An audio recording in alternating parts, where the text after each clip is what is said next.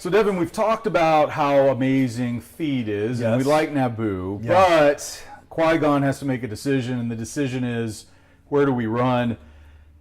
The ship they're on only has so much hyper fuel to get them, you know, they only can get a certain distance away from Naboo, and they have to look in a certain area. And they decide Tatooine is it, or at least Qui-Gon decides Tatooine is it. There's some pushback there.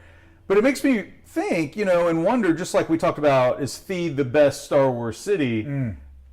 Is Tatooine the, like, ultimate Star Wars planet? Wow.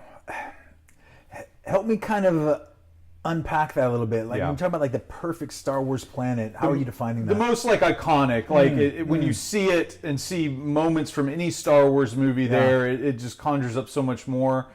Resonates with the fan base the most. You know, it kind of holds something for us. I think then from that perspective, absolutely. I mean, you don't hear anyone from Naboo say, you know, water's cold and it gets everywhere, right? I don't like sand. It's coarse and rough and irritating, and it gets everywhere. We're talking about sand and Tatooine, and I think that, you know, that was probably part of the reason that when we have this reboot in episode 7 that JJ chooses another planet that seems awfully familiar to us with all the sand everywhere. Yeah, and it's really interesting because there's so much about Tatooine. We have, obviously, you know, the stuff that's happened in Rebels. Right. We have the stuff that's, you know, in A New Hope, the original. Obviously, episode 2 and episode 1, we have Tatooine moments. There's a lot that goes on there. And, of course, my favorite character hangs out there for 19 years, and I'm still waiting for a story about that. And, like, you know, it's so iconic. Twin Sunsets, with The Last Jedi. When Luke dies, he is looking at a twin sunset, thinking back to this iconic moment. I think Star Wars and Tatooine they're just so intertwined. And it's this iconic, great planet. Yeah, I think so too. I think that the other element of that is, you know, so many people were blown away in '77 that the space saga that we got wasn't shiny and new. It wasn't like what we see in Phantom Menace, where everything has got curves to it and everything's clean and polished.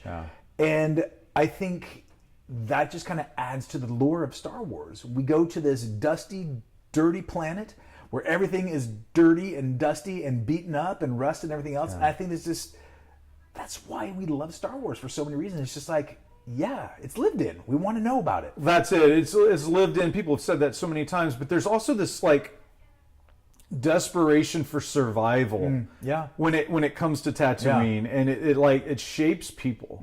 You know, like Obi-Wan, it's kind of shaped him into who he was in A New Hope. And we have just so many moments where Tatooine is a character, basically. It plays this role in the story. It's scary. It's familiar but unknown. We don't know what's under the sand, you know. And I think when having seen the original trilogy sitting in that theater in 1999, and he says, you know, we're going to Tatooine, I was like, yes. And then I love that. Would you put that on the same level of seeing this in 1999 and going, oh, Tatooine? Would you put it on the same level of Force Awakens, seeing the Millennium Falcon for the first time?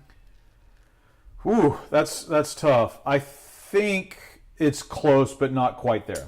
The Millennium Falcon there's something else going on with that. And it's much more present in all of the films, except for obviously some of the prequels. But, like, there's something, I would even say, more iconic with the Millennium Falcon.